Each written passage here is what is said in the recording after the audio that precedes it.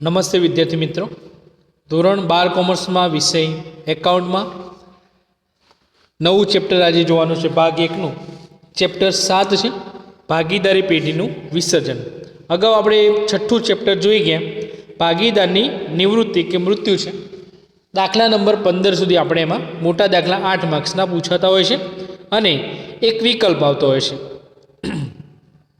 હવે આજે જો કે 7 માર્ક્સનું 7મું ચેપ્ટર આપણું છે ભાગીદારી પેઢીનું વિસર્જન છે, જેમાંથી ટૂંકા દાખલાઓ છે આમનો જ પ્રમાણે હોય છે, પૂછાતા હોય છે. મોટા દાખલાઓ છે પણ એ આપણા કોર્સમાં નથી હોતા અને એ પૂછાતા પણ હોતા નથી, અને થિયરી પણ છે એ 2 કે 3 માર્ક્સની વધુ પૂછાતી હોય છે. આ ચેપ્ટર આપણે બોર્ડની પરીક્ષામાં 8 માર્ક્સનું ચેપ્ટર છે, એટલે યાદ રાખજો. એક વિકલ્પ, એક પ્રશ્ન હોય, 2 માર્ક્સના ટૂંકા દાખલા હોય છે અને 3 માર્ક્સનો એક પ્રશ્ન પણ આવતો હોય છે, અથવા 3 માર્ક્સનો એક દાખલો પણ હોઈ શકે છે. બરાબર, એ રીતે 8 માર્ક્સનું ચેપ્ટર છે.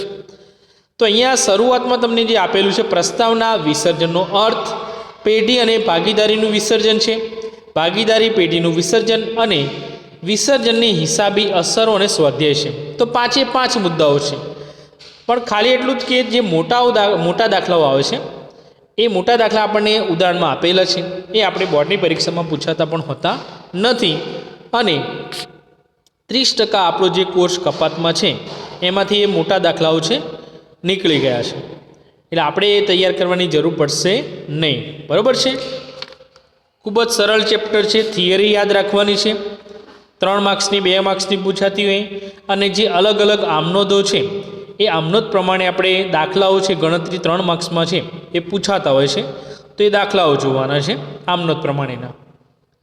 તો શરૂઆતમાં તો જોઈએ કે પહેલાં વિસર્જનનો અર્થ, વિસર્જન કોને કહેવાય છે અહીંયા. તો અહીંયા કીધું કે વિસર્જન એટલે જે તે બાબતના અસ્તિત્વનો અંત, એટલે કે બંધ જ કરી દેવું. કોઈ પણ વિસર્જન કરીએ એટલે કે આપણે જે પણ ધંધો લઈને બેઠા હોય, એ ધંધો આખરી દુકાન હોય એ બંધ કરી દે ને, એને વિસર્જન કહે સામાન્ય રીતે. એમ કોઈ પણ બાબતના અસ્તિત્વનો અંત લાવી દેવો, વિસર્જન એટલે અંત લાવી દેવો છે. હવે અહીંયા વિસર્જનમાં 2 બાબતો ધ્યાનમાં લેવામાં આવે છે. એક તો ભાગીદારી પેઢીનું વિસર્જન હોય, અને બીજું છે કે ભાગીદારીનું વિસર્જન. બંને અલગ અલગ બાબત છે, એ બંનેને આગળ આપણે વિગતવાર સમજીશું. હવે અહીંયા કીધું કે જ્યારે ભાગીદારી પેઢીનું તેનું ધંધાકીય કામકાજ કાયમ માટે બંધ કરે, એટલે કે કાયદાકીય દ્રષ્ટિએ પેઢીનું અસ્તિત્વ કાયમ માટે મટી જાય છે, બરાબર, એને ભાગીદારી પેઢીનું વિસર્જન થયું એમ કહેવામાં આવે છે. ટૂંકમાં જ્યારે ચાલુ પેઢી બંધ થાય અને તેનો ધંધો બંધ કરવામાં આવે ત્યારે તેને પેઢીનું વિસર્જન કહેવાય. જે પેઢી હોય, દુકાન હોય કે આપણે જે ધંધો ચાલુ હોય ને એને શું કરી દે, બંધ કરી દે સતત, તો ત્યારે એને પેઢીનું વિસર્જન કહેવામાં આવે છે. ત્યારબાદ કીધું કે એક સિવાયના બાકીના બધા ભાગીદારો પેઢીમાંથી છૂટા થાય ત્યારે પણ ભાગીદારીનો અંત આવે છે, અને ચાલુ રહેતો એક ભાગીદાર છે હવે પેઢીનો વૈતિક માલિક બને છે. આ રીતે પણ પેઢીનું વિસર્જન થાય છે.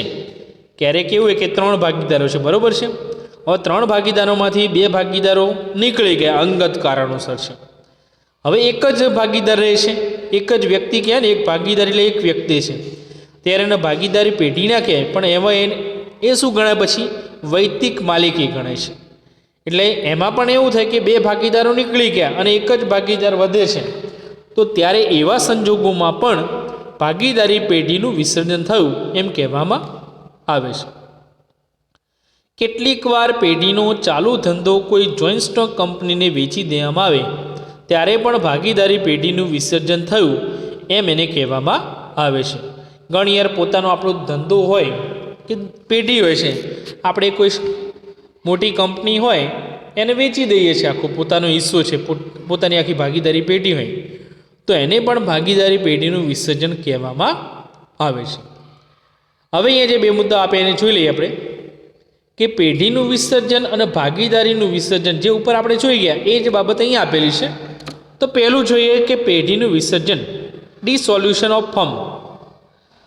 તો ભારતીય ભાગીદારી ધારાની કલમ 39 અનુસાર, ખબર છે ભારતીય ભાગીદારી કાયદો કયો છે, 1932નો. તો એ ધારાની કલમ 39 અનુસાર પેઢીનું વિસર્જન કરી બધા ભાગીદારો છૂટા થાય ત્યારે તેમની વચ્ચે ભાગીદારીનો અંત આવે છે તેને પેઢીનું વિસર્જન કહેવામાં આવે છે. બરાબર, બધા ભાગીદારો છૂટા થઈ જાય અને બધી ભાગીદારી હોય બધા વચ્ચેની, એ ભાગીદારીનો અહીંયા અંત આવે છે તેને પેઢીનું વિસર્જન થયું એમ કહેવામાં આવે છે. આ પ્રકારે ભાગીદારીનું વિસર્જન કરી પેઢી બંધ કરવામાં આવે ત્યારે પેઢીનું વિસર્જન થયું એમ એને કહેવામાં આવે છે.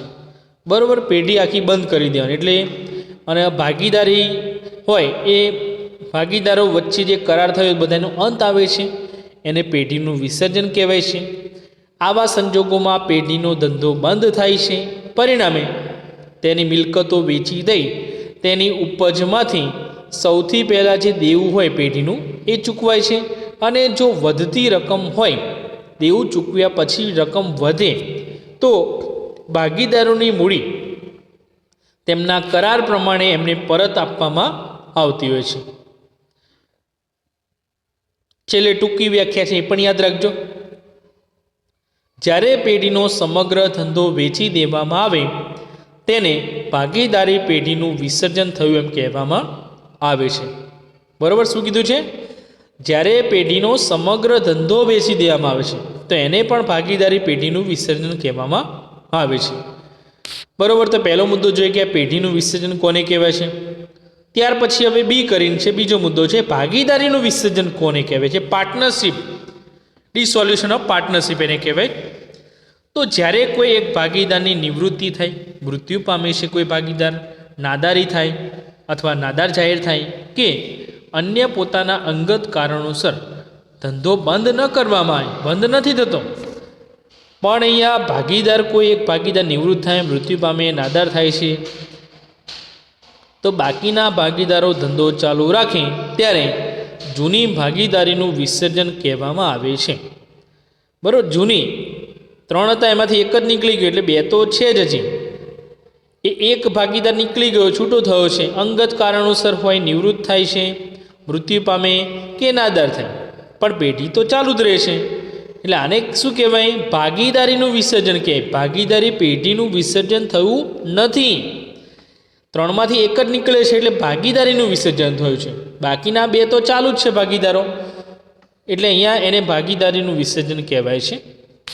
અથવા કીધું કે ધંધામાંથી જતા ભાગીદાર સિવાય બાકીના જે ભાગીદારો ધંધો ચાલુ રાખે તેને પરિણામે નવી ભાગીદારીની રચના થાય. હવે 2 જ ભાગીદારો રહે એટલે એમનું નફા નુકસાનનું પ્રમાણ બદલાઈ જાય, મૂડી લાવવાની હોય એનું પ્રમાણ બદલાઈ જાય છે. તો ત્યારે આવા સંજોગોમાં ચાલુ રહેતા ભાગીદારો વચ્ચે ભાગીદારીનું નફા નુકસાનનું પ્રમાણ બદલાઈ જાય, કેમ કે 3 હતા હવે 2 જ છે તો જે નફો નુકસાન થાય એનું પ્રમાણ બદલાતું હોય છે. આવા સંજોગોમાં પેઢીનું વિસર્જન થતું નથી પરંતુ ભાગીદારીની પુનઃરચનાથી, પુનર્ગઠનથી નવી રચાયેલી પેઢી અસ્તિત્વમાં આવે છે. હવે 3ની જગ્યાએ બાકીના 2 ભાગીદારો છે એ ભાગીદારી પેઢી છે એની પુનઃરચના કરે છે અને નવા નિયમો હોય, નવા નફા નુકસાનનું પ્રમાણ રાખશે. એ બધું ફરી નવેસરથી છે, ક્રમ અનુસાર છે, ફરીથી એ બધા નિયમો હોય કે પ્રમાણ હોય એ બનાવવામાં આવતા હોય છે. આમ ભાગીદારી એ ભાગીદારો વચ્ચેનો સંબંધ છે, જ્યારે પેઢી એ બધા જ ભાગીદારોનું સામૂહિક નામ ગણાય છે. બરાબર છે, ભાગીદારી એ ભાગીદારો વચ્ચેનો સંબંધ ગણાય પણ બધાએ મળીને જે સ્થાપના કરે એને ભાગીદારી આપણે પેઢી કહેવાય છે. બરાબર, તો આ પ્રસ્તાવના જોઈ ગયા. વિસર્જન કોને કહેવાય છે? વિસર્જનની 2 બાબતો છે, ભાગીદારી પેઢીનું વિસર્જન થાય અને બીજું છે ભાગીદારીનું વિસર્જન થાય. ત્યાર પછી બંને વચ્ચેનો જે તફાવત છે ભાગીદારી અને ભાગીદારી પેઢીના વિસર્જન વચ્ચેનો તફાવત, આ પણ ઘણીવાર આપણે 3 માર્ક્સના પ્રશ્નોમાં પૂછાય તફાવતમાં છે. તો કોઈ પણ તમારે 3 મુદ્દા છે યાદ રાખવાના છે પણ એની ચર્ચા આપણે પછીના વિડીયોમાં કરીશું.